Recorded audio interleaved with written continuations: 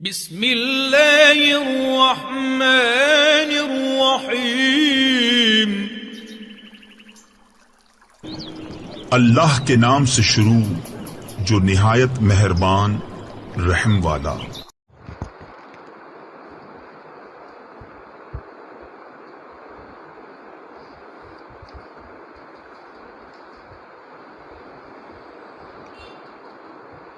اعوذ باللہ من الشیطان الرجیم، بسم اللہ الرحمن الرحیم۔ وقالوا لن يدخل الجنة إلا من كان هودا أو نصارى تلك أمانيهم قل هاتوا برهانكم إن كنتم صادقين بلى من أسلم وجهه لله وهو محسن فله أجره عند ربه ولا خوف عليهم ولا هم يحزنون۔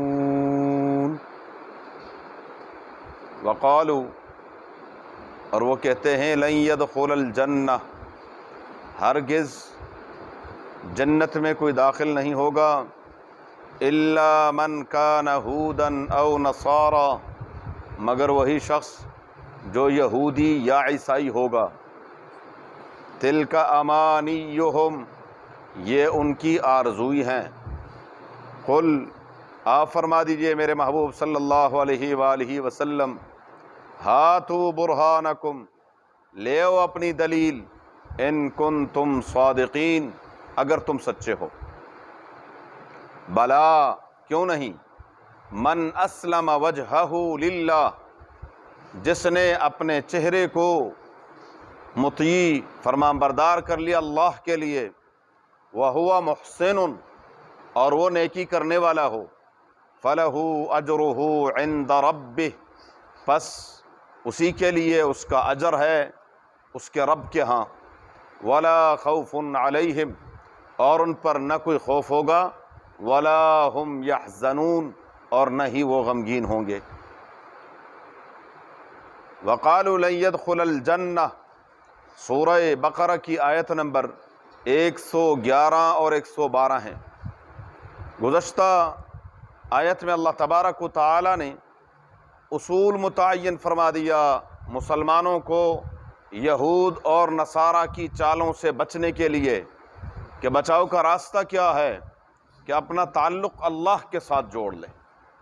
جتنا مسلمانوں کا تعلق اللہ کے ساتھ مضبوط ہوگا، اتنا ہی یہ دشمن کی چالوں سے بچے رہیں گے۔ جتنا تعلق کمزور ہوتا چلا جائے گا، اتنا ہی ان کی چالوں کے شکار ہوں گے۔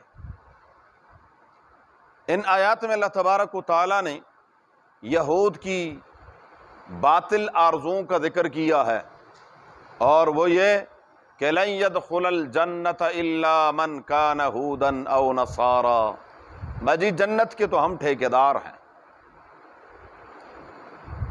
عمل ہو نہ ہو، لیکن بس ہم یہود ہیں۔ سورہ مائدہ میں ہے، نحن ابناء اللہ واحباؤہ، ہم تو اللہ کے جی لاڈلے ہیں۔ تو رب العالمین فرماتے ہیں کہ ان کا تصور یہ ہے، لن يدخل الجنۃ الا من کان ہودا او نصارا، عیسائیت یا یہودیت، ان دونوں میں سے کسی ایک کو تسلیم کرو گے تو جنت کے لیے تمہارے لیے راستہ بنے گا، ورنہ نہیں۔ اور یہی چیز آج امت مسلمہ کے اندر بھی ہے۔ ایک ہی فروعی اختلافات کوئی اتنا بڑا مسئلہ نہیں ہے، لیکن ان کو ہم نے اس درجے پر لے گئے ہیں کہ اپنے سوا دوسرے کو ہم مسلمان تسلیم کرنے کے لیے بھی تیار نہیں ہے۔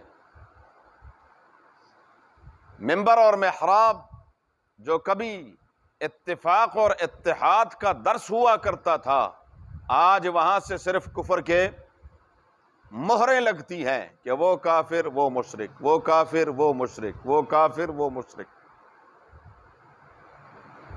بس ہمارے علاوہ کوئی جنت میں نہیں جا سکتا، جنت کے ہم ٹھیکیدار ہیں۔ رب العالمین فرماتے قل ہاتوا برہانکم، میرے محبوب صلی اللہ علیہ وسلم آپ فرما دیجئے تمہارے پاس کوئی دلیل ہے؟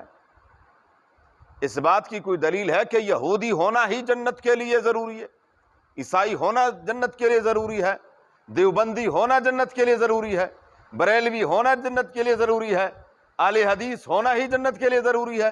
نہیں۔ پھر اگلا مرحلہ شروع ہو جاتا ہے، جی یہ نقشبندی ہے، یہ سروردی ہے، یہ چشتی ہے، یہ قادری ہے، یہ صابری ہے، یہ فلان ہے، یہ ڈمکا، بس پیدرم سلطان بود، یہ ہم کیا ہے؟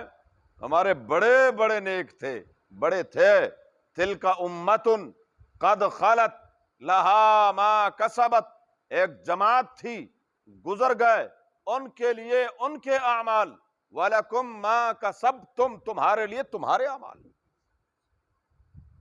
تمہارے کیے کہ وہ ذمہ دار نہیں ہے، اور ان کے کیے کا تمہیں فائدہ کوئی نہیں ہے۔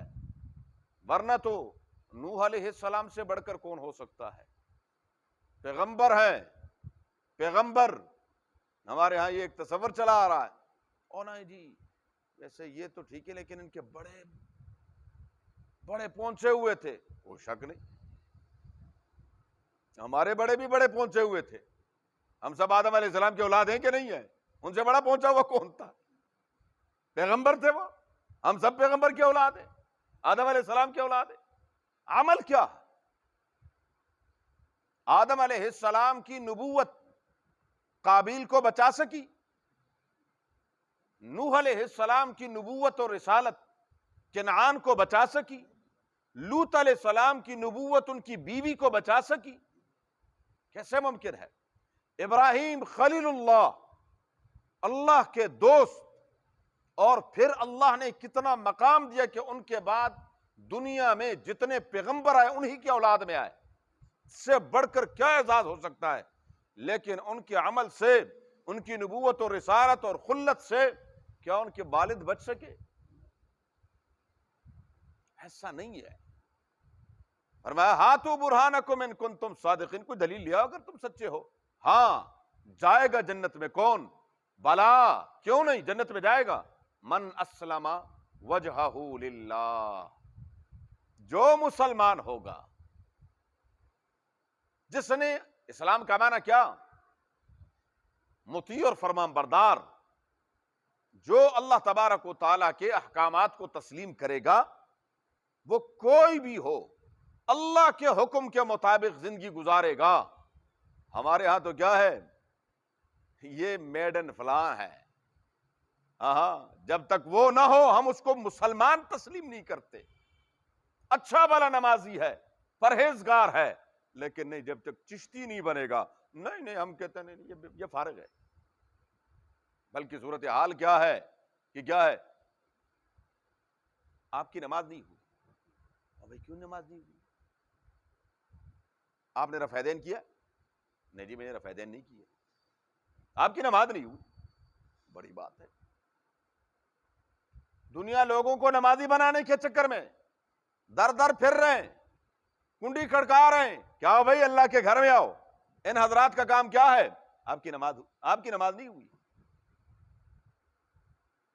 اللہ کے بندے، ہمارے ہاں صورتحال یہ بنی ہوئی ہے کہ اگر یہ اس کے اوپر ایک خاص قسم کا لیبل ہے تو یہی مسلمان ہے، اس کے علاوہ کوئی دوسرا مسلمان وہ اچھا بلا مطیع اور فرمان بردار ہے، شریعت کے مطابق زندگی گزار رہا ہے، 5 وقت کا نمازی ہے، حلال کماتا ہے، حلال کھاتا ہے، سب کچھ کر رہا ہے، لیکن ایک خاص انداز جو آپ کے ذہن میں ہے اس کے مطابق نہیں ہے تو وہ مسلمان نہیں ہے۔ ایسا نہیں، فرمایا بلا، کیوں نہیں؟ من اسلم وجہہ للہ، من کسی باشد، من اسلم، جو بھی مطیع اور فرمان بردار ہے، اس نے اپنے آپ کو، ذکر چہرے کا ہے، مراد پوری ذات اور جسم ہے، جس نے اپنے آپ کو اللہ کا مطیع اور فرمان بردار بنا لیا، وَهُوَ مُحْسِنٌ، اور وہ نیکی کرنے والا ہو، تو فَلَهُ أَجْرُهُ عِنْدَ رَبِّهِ،